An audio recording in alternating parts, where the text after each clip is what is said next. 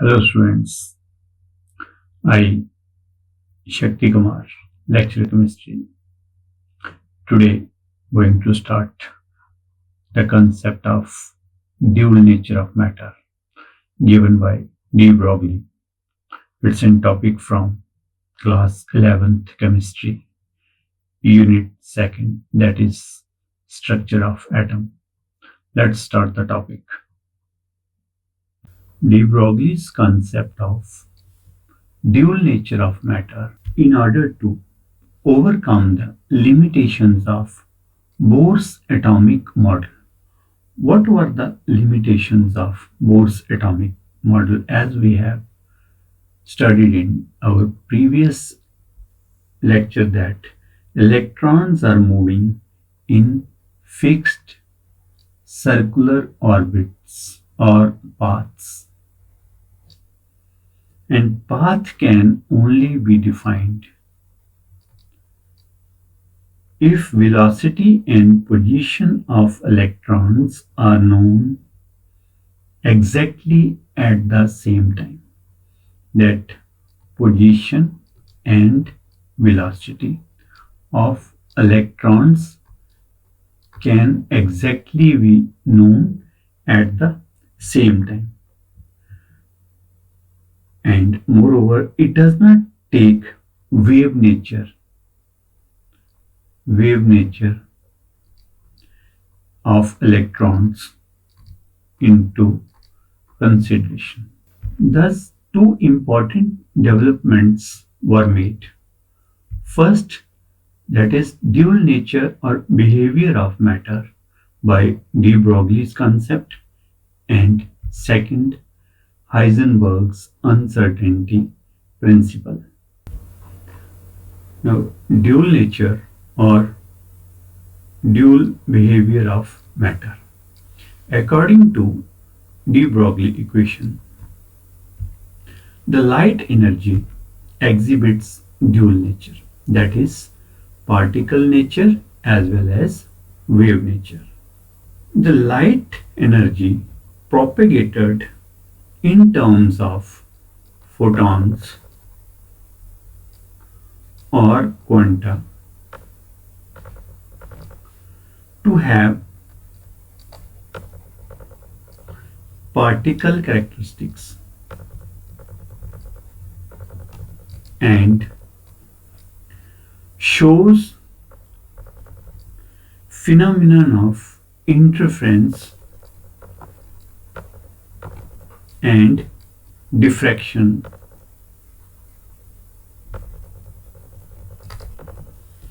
considering to have wave nature. So, on the basis of these facts, light exhibits dual nature, that is, particle nature as well as wave nature. Louis de Broglie conceived the idea that matter in general and electrons in particular may show the dual nature both as particle as well as wave. When Louis de Broglie in 1923-24 conceived this idea, he was guided by the observations of Planck and Einstein on the dual nature of light.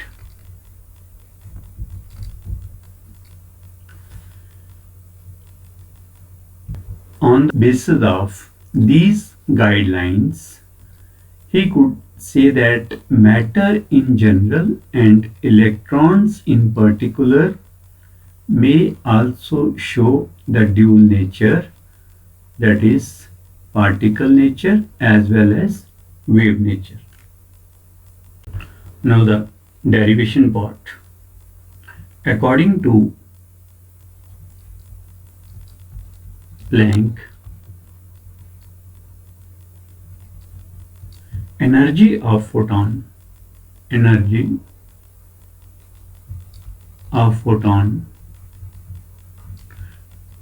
is given by relation E equal to h nu,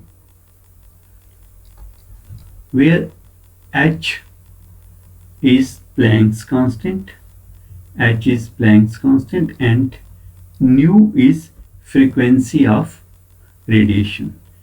H Planck's constant and nu is frequency of radiation. And according to Einstein, energy of photon is given by E equal to mc square, where m is the mass and c is the velocity of photon.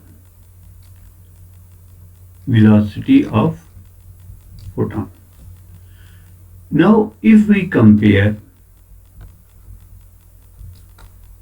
equation first and second, we get mc square is equal to h nu, but we know nu equal to c upon lambda, where c is velocity of photon and lambda is wavelength. So we can write like this: mc square h c lambda.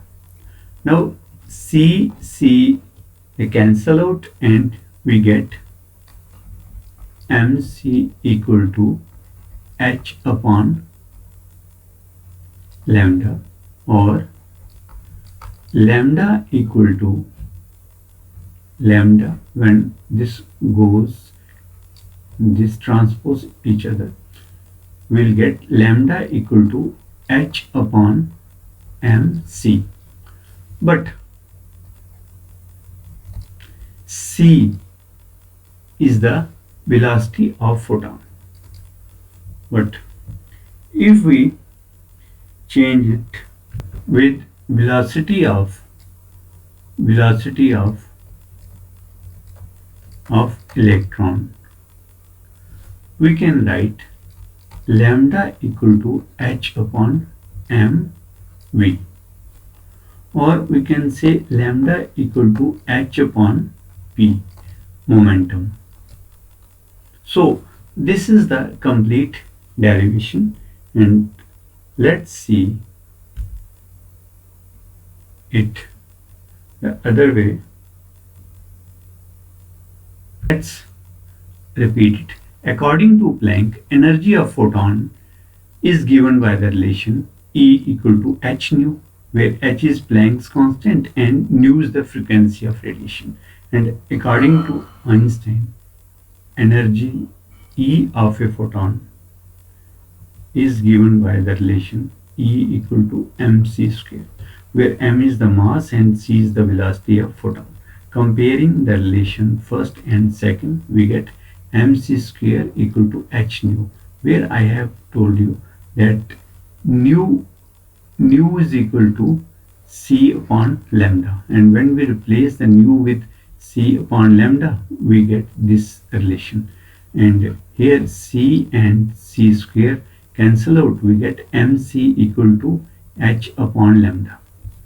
And now transposing these two, we get lambda equal to h upon mc. This is our third relation. In equation 3, replacing c is the velocity of photon, by v, that is velocity of electron, we have the final relation lambda equal to h upon p. So from this relation of de Broglie, we can find the wavelength, we can find the momentum or mass or velocity. So equation 4 is de Broglie's equation and is verified by Davison and Germer. It holds good for all particles like electrons, protons, neutrons, atoms, molecules, etc. Now the verification of dual nature, that is wave nature. Davison and Germer experiment. In this experiment, diffraction pattern of electrons was same as that of X-rays. Since X-rays possess wave nature, thus electrons must possess wave nature, and the Davison and Germer found the diffraction pattern of both electron and X-rays is similar. Since X-rays possess wave nature, thus the electrons must possess the wave nature. This verifies the dual nature of electrons. Now let's see a question that find the wavelength of an electron moving with the speed 2 into 10 raised to the power 6 meter per second. We have to find the wavelength of the electron, and we can use the formula lambda is equal to h m v. So we know velocity of electron is given, that is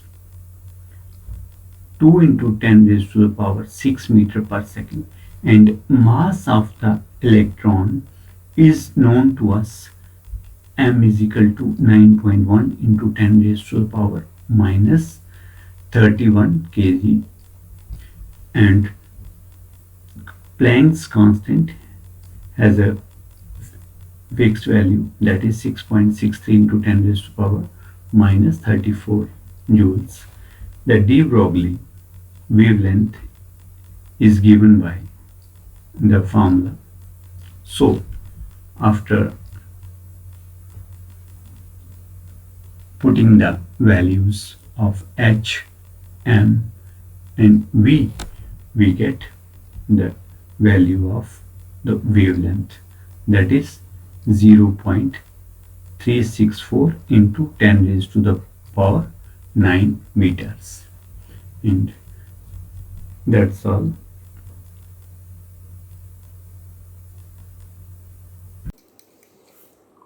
Heisenberg's uncertainty principle.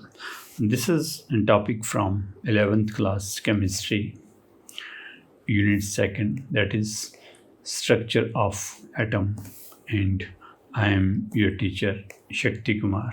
Let's start. So Heisenberg's uncertainty principle.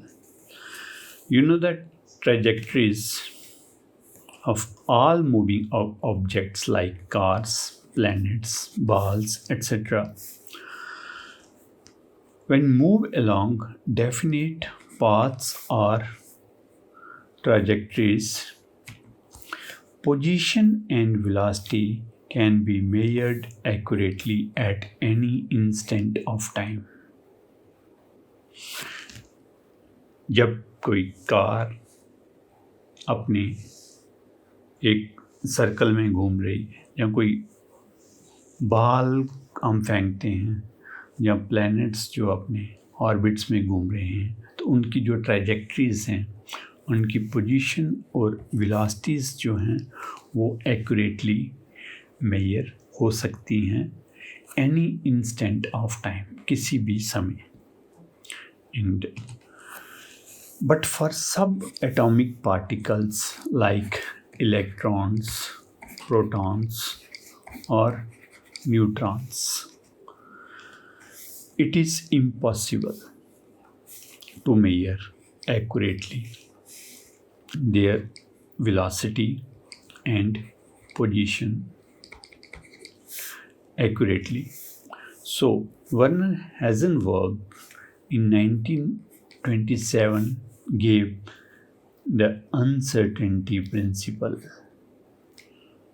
known as Heisenberg's uncertainty principle, which was based upon this concept that position and momentum can't be measured accurately for subatomic particles. So, the principle behind the uncertainty principle, it is impossible to measure simultaneously the position and momentum of small particles like electrons, protons, neutrons with absolute accuracy. And if attempt is made to measure any one of these two quantities with higher accuracy, the other one becomes less accurate. तो इसमें ऐसा है कि अगर एक चीज़ हम मान लो हम पोजीशन को एक्यूरेटली मेजर कर रहे हैं तो उसका जो मोमेंटम है, मोमेंटम जो है वो बिगड़ जाएगा। अगर मोमेंटम को हम एक्यूरेटली मेजर कर रहे हैं तो उसकी पोजीशन जो है वो एक्यूरेट हमें नहीं मिलेगी। So the product of uncertainty in position. This is uncertainty in position and uncertainty in momentum,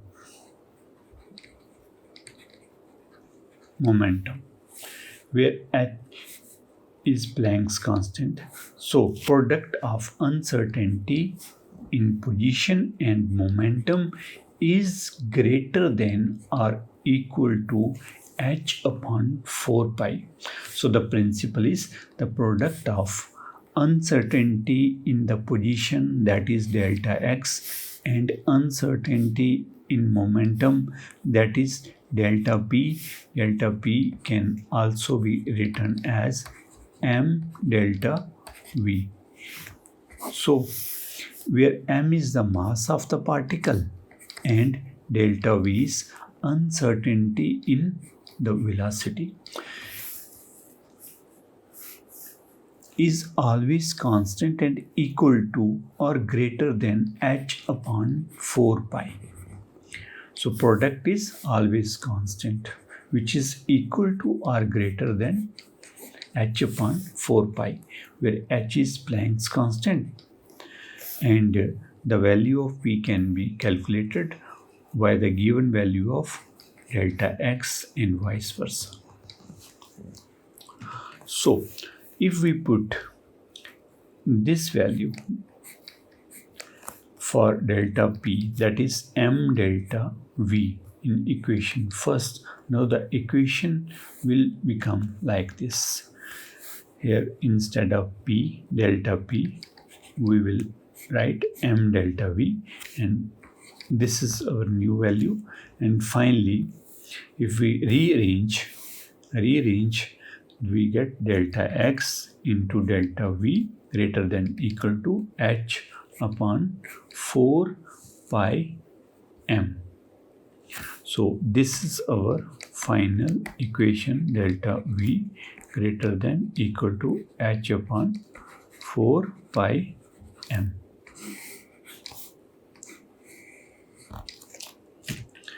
Now the explanation. The Heisenberg's uncertainty principle, delta x or delta p equals to h upon 4 pi, or we can write it like this also. If we replace p with v, then the equation will become like this. So it can be written as delta x delta v greater than equal to h upon 4 pi m. Now,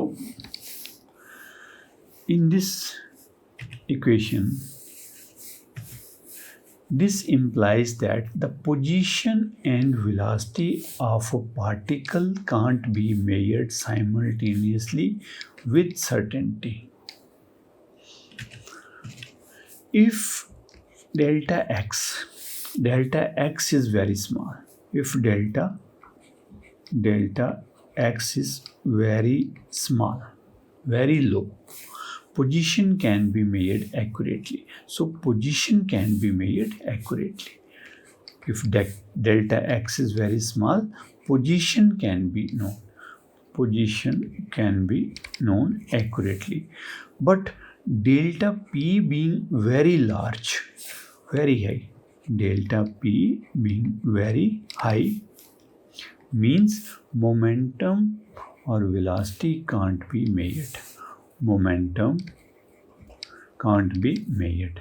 If delta x is very small, position can be measured, but momentum can't be measured. Right? Here in this case, delta x is very low and delta p is very high. So position can be measured accurately, but momentum can't be measured.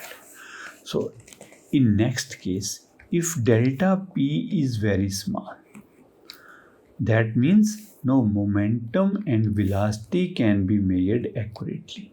When delta p is now very small, so momentum can be measured. No momentum can be measured, but uncertainty in measuring the position. But position can't be measured accurately now. Here position can't be known because it becomes very high. Uncertainty in position becomes very high. If delta x is 0, position is located accordingly. Now, if delta x is 0, position can be measured accordingly, but momentum and velocity can't be measured accurately at all. At this point, when delta x is 0, position can be measured accurately, but momentum and velocity can't be measured accurately. What is the significance of uncertainty principle? For seeing an object, we know in order to see an object, the illuminated light reflected and reaches the eyes, object becomes visible according to the principle of optics. किसी भी चीज़ देखने के लिए उस पर light जब पड़ती है और वो रिफ्लेक्ट होकर लाइट हमारी आंखों तक पहुंचती है, तो तभी हम उसको देख सकते हैं. यही ऑप्टिक्स का प्रिंसिपल है. So for shorter wavelength, greater accuracy in measuring position. जब वेवलेंथ शॉर्ट होगी तो पोजीशन मेजर करने की एक्यूरेसी वो ज़्यादा होगी, बट इम्प्लाइज हायर मोमेंटम. लेकिन उसके लिए मोमेंटम काफ़ी हाई रहता है. Imparts greater momentum of electron, result in greater uncertainty in velocity. ठीक है, अगर वेवलेंथ शॉर्ट रहेगी तो ग्रेटर एक्यूरेसी इन पोजीशन में तो एक्यूरेसी आ जाएगी, लेकिन मोमेंटम बढ़ने की वजह से वेलोसिटी में अनसर्टेनिटी आ जाएगी. और अगर मोमेंटम को डिक्रीज़ किया जाए, अब दूसरी बार है कि मोमेंटम को डिक्रीज़ किया जाए, तो इसका मतलब अब वेवलेंथ जो है उसको इंक्रीज़ किया जाए. पहले वेवलेंथ शॉर्टर थी और वेवलेंथ जो है उसको इंक्रीज़ किया, लॉन्गर वेवलेंथ, तो greater uncertainty in measurement of position. अब अनसर्टेनिटी कहाँ पे आ गई? पोजीशन को मेजर करने में, जबकि पहले केस में पोजीशन जो थी वो एक्यूरेटली मेजर हो रही थी. अब हम क्या कर रहे हैं? वेवलेंथ को इंक्रीज़ कर रहे हैं, तो पोजीशन को मेजर करने में अनसर्टेनिटी आ रही है. So both position and velocity can't be measured accurately. If we control one and lose the control on other, एक को कंट्रोल करते हैं दूसरे का कंट्रोल खो देते हैं. That's all. Thank you.